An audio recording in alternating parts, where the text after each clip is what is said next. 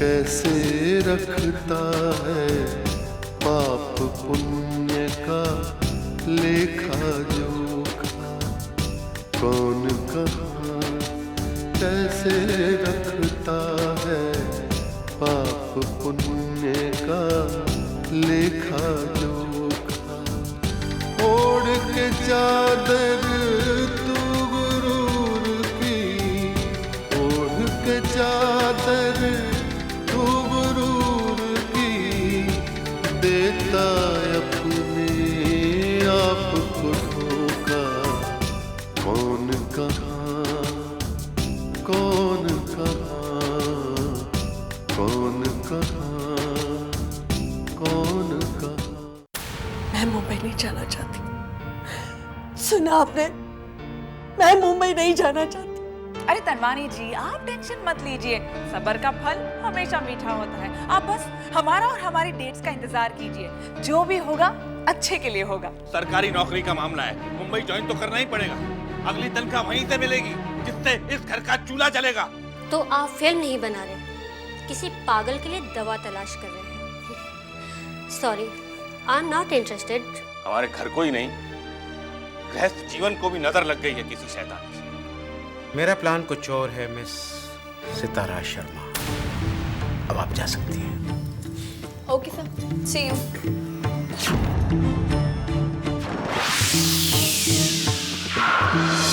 कृष्ण की दीवानी मीरा के बारे में तो आप लोग जानते ही होंगे। हमारे स्टूडियो में ऐसी ही एक खूबसूरत युवती हैं जो मशहूर फिल्म निर्देशक केके की दीवानी हैं, जिन्हें हाल ही में देहरादून के नाट्य अकादमी के अवार्ड से सम्मानित किया गया है।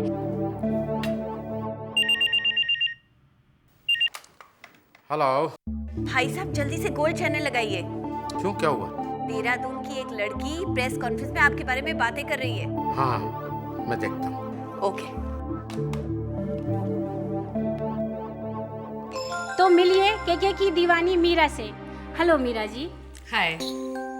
आप केके जी के बारे में क्या क्या जानती हैं? मैं जन्मजात अभिनेत्री हूँ, बहुत खूबसूरत और टैलेंटेड। मैं इंडस्ट्री में पूरी तरह से तैयार होकर अपनी पहली पारी खेलने जा रही हूँ। मैं दावा करती हूँ कि मैं कल की नंबर 1 हीरोइन बनूंगी। आपको इस समय फिल्म उद्योग में आपकी प्रतिद्वंदी कौन सी हीरोइन लगती है? उर्वशी, केके साहब का क्रिएशन, जो जीरो से हीरोइन बन गई। मैं उर्वशी से कहीं ज्यादा खूबसूरत हूँ और टैलेंटेड भी। मैं पूरी तरह मानसिक रूप से तैयार होकर इंडस्ट्री में आई हूँ, मगर उर्वशी को केके साहब ने तैयार किया। उर्वशी को केके जैसा निर्देशक मिला तराशने के लिए। आपकी निगाह किस निर्देशक पर है? निश्चित ही केके साहब पर। हर वक्त में फिल्म उद्योग में ऐसे पारस फिल्मकार रहे हैं जिन्होंने लोहे को छूकर उसे सोना बना दिया।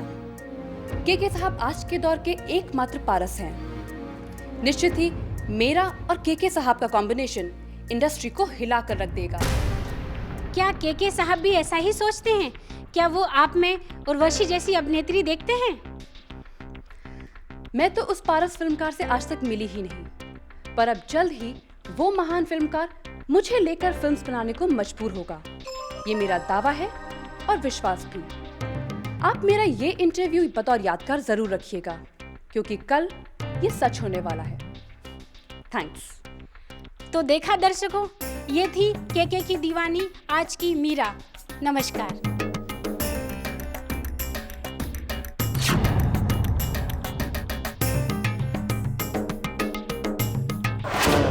पुण्य का लेखा जोखा। पाप पुण्य का लेखा जोखा। सावित्री, मुझे टिकटों का आरक्षण कराना है, क्या किया जाए? मैं मुंबई नहीं जाऊंगी। समस्या तो विकट है। तुम मुंबई जाना नहीं चाहती और मैंने ट्रांसफर ले लिया। अब क्या करूं? आपको जो ठीक लगता है आप वही कीजिए, पर मैं मुंबई नहीं जाऊंगी। ठीक है, उर्वशी की वजह से इज्जत गई, घर शहर छूट रहा है, और अब लगता है कि हम पति पत्नी का रिश्ता भी दो पार्टों में बंटने वाला है। जिस तरह मैं आपको उर्वशी से नफरत ना करने की जिद नहीं करती, आप भी उसी तरह मुझे उससे प्यार ना करने की जिद ना कीजिए। आप मेरी नजरिए से सोचिए, एक माँ के नजरिए से। मैं तुम्हारे ही नजरिए से देख रहा हूँ, सोच रहा हूँ, लेकिन तुमको सिर्फ अपनी एक बेटी उर्वशी नजर आती है, लेकिन मुझे मेरी बाकी की 2 संतानें भी नजर आती है, समझी? अब मुंबई जाने से आलोक अर्चना का क्या लेना देना? लेना देना है सावित्री, लेना देना है। हमें अर्चना की शादी किसी अच्छे और संस्कार वाले घर में करनी है। आलोक के लिए गुणवती और संस्कारी बहू लानी है। किसी हीरोइन के भाई बहन को अमीर घर तो मिल सकता है, लेकिन खानदानी और संस्कार वाले लोग नहीं मिल सकते। ये बात समाज में अच्छी तरह से साबित हो जानी चाहिए कि हमारा उर्वशी से कोई रिश्ता नहीं है। एक बेटी ने अपनी मनमानी कर ली, तो उसकी सजा बाकी के दोनों बच्चे क्यों भुगते हैं?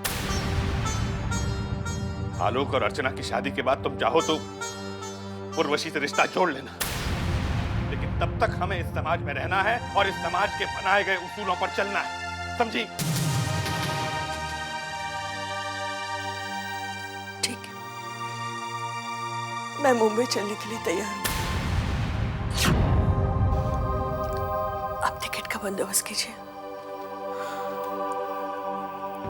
आपका सोचना भी सही है,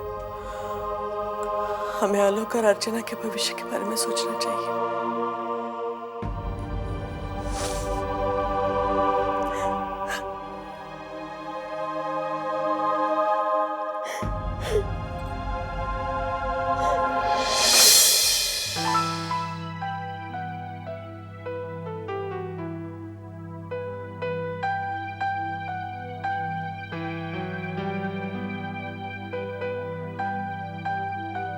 good morning sir. Good morning Romi. तुम्हारा चेहरा बता रहा है तुम कुछ कहना चाहते हो। सर, वो जो लड़कियां आपने सेलेक्ट की थी और जिन्हें बाद में वापस भेज दिया गया था, आपके बारे में बहुत अजीब सी सर उटपटांग बातें कर रही थी वो। इसमें नया क्या है? जिसको चांस दो वो भगवान मानती है, जिसे चांस ना दो वो शैतान। तुम्हें एक्सप्लेन करने की जरूरत नहीं है रोमी। Right sir. सर, आप नई फिल्म के बारे में आपने क्या सोचा सर? देखो रोमी, मेरी एक फिल्म बंद हो चुकी है और मैं अब कोई रिस्क लेना नहीं चाहता, इसलिए हर कदम फूक फूक कर रखना चाहता हूँ। Right sir. सर, क्या फिर से कुछ नए आर्टिस्टों का ऑडिशन रखा जाए? अपने ऑफिस के ईमेल एड्रेस पर बहुत सी नई लड़कियों ने अपने प्रोफाइल्स भेजे। एक खास बात यह है सर कि एक देहरादून से लड़की मीरा, उसने अपने प्रोफाइल नोट में भेजा है कि के साहब, अगर आपको अपनी फिल्म तड़प का घाटा पूरा करना है तो मुझसे मिलिए। आपकी हीरोइन मीरा। रोमी, उसका एड्रेस है उसमें? यस सर, पूरे 2 पेज का प्रोफाइल भेजा है और ये लड़की कुछ अलग हटकर है सर। ठीक है, उसको इमीडिएट कॉल करो, मैं मिलना चाहता हूँ। ठीक है सर। सर, उसके साथ साथ 10 और लड़कियों ने भी अपने प्रोफाइल्स भेजे हैं। ऐसा करते हैं कि सबको एक साथ बुलाकर ऑडिशन ले लेते हैं। नो रोमी, के सिर्फ मीरा से मिलेगा। मीरा। Yes sir.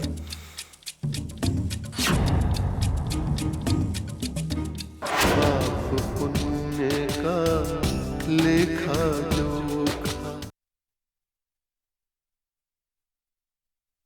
पाप पुण्य का लेखा जोखा।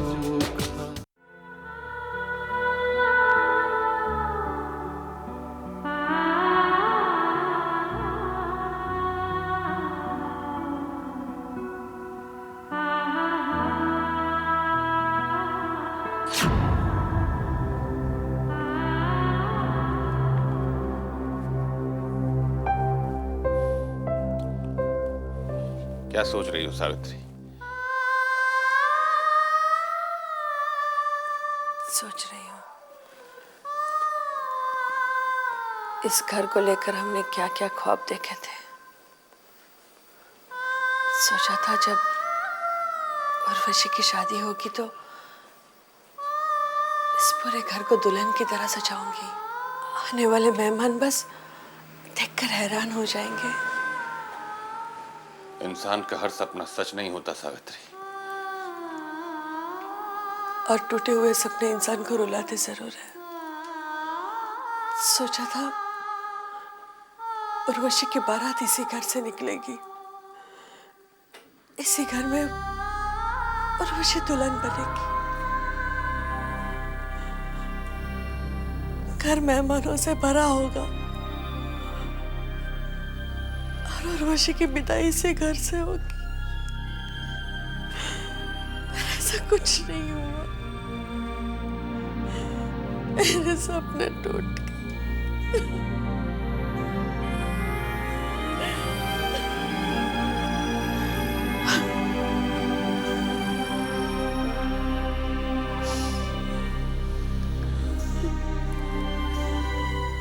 सावित्री,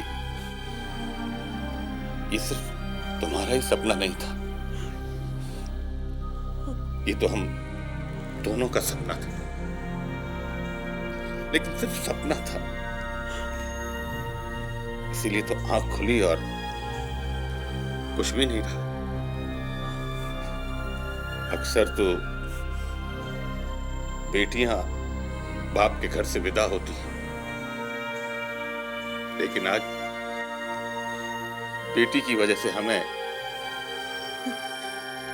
इस घर से विदा होना पड़ रहा है। आलोक गाड़ी में सामान रखवा रहा है सावित्री। अब अपनी यादों को यहां से समेटो। क्या क्या समेटूं? हाँ? बताइए ना। शादी से लेकर अब तक की सारी यादें इस घर से जुड़ी हैं। दुल्हन बनकर इस घर में आई थी, चांद सितारे जैसी संतानें मिली मुझे इस घर में। आपको याद है जब पहली बार उर्वशी 2 चोटियां ढलकर स्कूल यूनिफॉर्म पहनकर स्कूल गई थी? याद है? जब आलोक पैदा हुआ था तब आपने खुशी के मारे पूरे घर को सर पे उठा लिया था, याद है? चांदी के पाए पे सवार होके आया था मेरा आलोक और सोने के पाए पे सवार होके आई थी उर्वशी। और अर्चना तो महान पर्व रक्षाबंधन के दिन पैदा हुई थी, याद है? इस घर के एक एक कोने में 1-1 करोड़ यादें जुड़ी हुई है। और आप कह रहे हैं कि समझता हूँ सावित्री, लेकिन अब क्या? पापा, सारा सामान गाड़ी में रखवा दिया, अब चले? चलो बेटा, चलो सावित्री।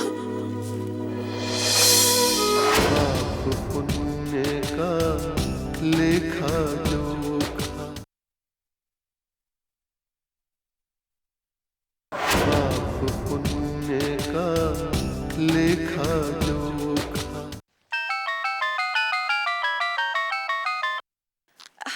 ओ प्रेम। हाँ नमस्ते मौसी जी, मैं प्रेम बोल रहा हूँ। कैसी हैं आप? मैं तो अच्छी हूँ, तुम कैसे हो? हाँ मौसी जी बिल्कुल अच्छा हूँ। कृष्णा भैया कैसे हैं? क्या बताऊँ बेटा, वो तो बिल्कुल वैसा का वैसा ही है। जिस दिन वो तुम्हारी तरह कर्मवान बन जाएगा ना, वो दिन मेरी जिंदगी का सबसे बड़ा दिन होगा। अरे मौसी आप चिंता मत कीजिए, एक ना एक दिन वो भी कर्म क्षेत्र में उतरेगा, आपका सारा बिजनेस संभालेगा, आपके हर सपने को पूरा करेगा। मेरा भी यही सपना है बेटा कि वो पूरा बिजनेस संभाले, सब देखे सब समझे। अरे लोगों को तो शिकायत होती है कि उनके बच्चे गलत रास्ते पर चल रहे हैं, लेकिन मेरा कृष्णा तो सबसे अलग है। आप ठीक कह रही हैं मौसी जी, लेकिन कभी ना कभी उसकी भी तो आंखें खुलेंगी ही। हाँ, लेकिन उसके लिए मुझे ही कोशिश करनी पड़ेगी। खैर छोड़। अच्छा तू बता कब आ रहा है? मैं जल्द ही आने वाला हूँ मौसी, लेकिन आने से पहले मुझे इंडियन इंटेलिजेंस को खबर करनी होगी। क्यों? पता नहीं मौसी, अभी वो मम्मी पापा की मौत की भी छानबीन चल रही है कि उनका प्लेन खुद ब खुद क्रैश हुआ या फिर इसके पीछे किसी की कोई साजिश थी। हाँ बेटा, इस बात की उलझन तो मुझे आज भी है। अच्छा छोड़, अच्छा ये बता कि तू कृष्णा के बर्थडे पे आ रहा है ना? हाँ मौसी, कृष्णा के बर्थडे पर तो मैं जरूर आऊंगा। हाँ ठीक है, चल मैं फोन रखती हूँ। हाँ ओके मौसी, बाय। ओके बाय बेटा, खुश रहो, बाय।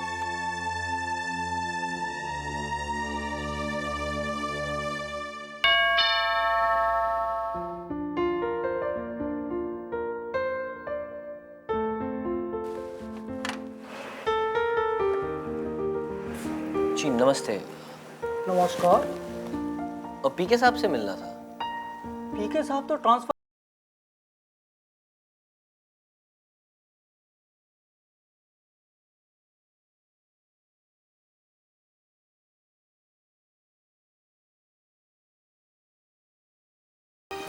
क्या लेंगे, चाय ठंडा? जी कुछ भी नहीं, पीके साहब की ट्रांसफर हो गई।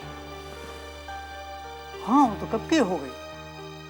मैं भी इनकम टैक्स में ऑफिसर हूँ, पीके साहब की जगह ट्रांसफर होकर आया हूँ। ये घर पीके साहब ने मेरे हवाले किया है। यूँ समझिए कि मैं इस घर का केयर टेकर हूँ। बाय द वे, आपकी तारीफ? जी मेरा नाम चित्रांश है। पीके साहब की लड़की और मैं एक साथ कॉलेज में पढ़ा करते थे। ओह, तो आप स्टार उर्वशी के दोस्त हैं।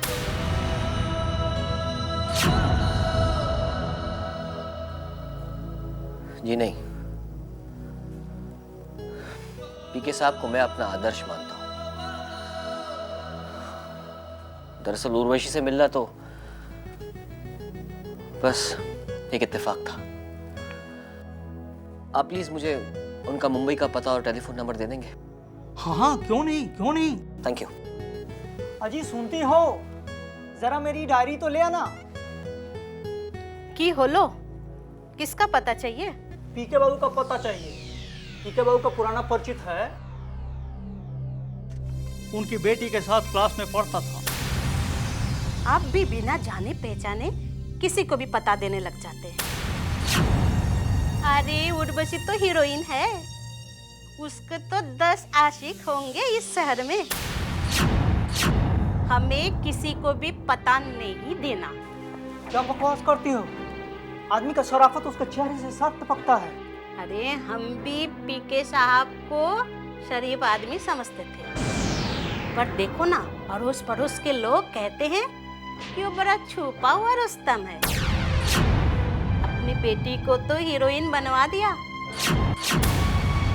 और खुद तारा तारी ट्रांसफर लेकर मुंबई चला गया। माफ कीजिएगा मिसेस घोष, या तो आप पीके साहब को नहीं जानते या फिर कई लोगों को यूं ही मजा आता है निंदा करने में। लेकिन मिसेस घोष, हकीकत तो ये है कि पीके साहब एक बहुत अच्छे इंसान हैं। और हाँ, ना ही मुझे वो पता चाहिए और ना वो telephone number. Thank you mister Ghosh. अरे मुंबई शहर में फिल्मी हीरोइन का ढूंढना कोई बड़ा बात नहीं है। जहाँ बेटी होगी वहाँ तो बाप मिल ही जाएगा। वाह मिसेस घोष वाह, सचमुच ये दुनिया कैसी होती जा रही है। मिसेस घोष, बिना कारण आपने एक सच्चे और अच्छे इंसान की भरपूर निंदा की और बहुत पाप कमाया। लेकिन एक चीज का ख्याल रखिएगा, इस निंदा रस से डरिए मिसेस घोष, जरा बचिए, ये बहुत बड़ा पाप है। Thank you mister Ghosh.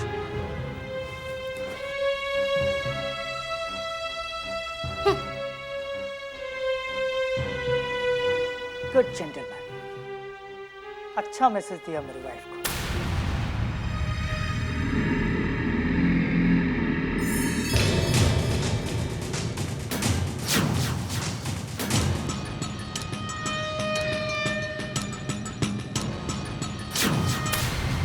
RC,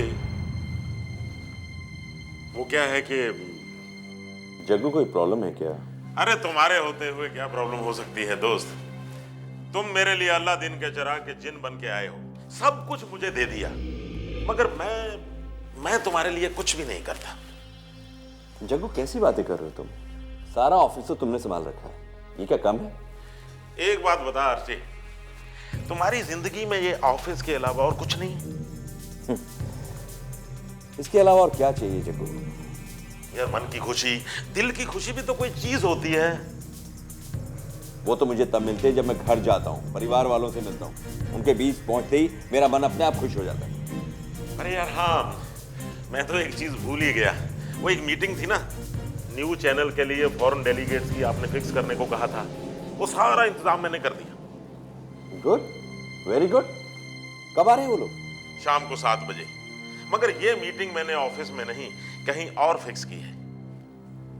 कहीं और? कहाँ? ये एक सरप्राइज है। मैं जरा गाड़ी का इंतजाम करता हूँ, आप काम वाम खत्म कर लो, इकट्ठे चलते हैं। मीटिंग कहीं और? जग्गू भी कमाल करता है। एनीवे,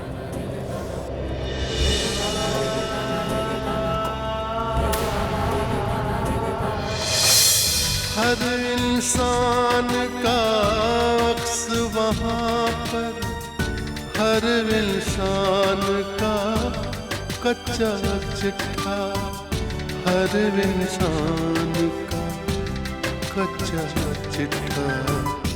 हाज़िरी सबकी लगती एक दिन, एक पल में ही फैसला होता। कौन कहाँ, कौन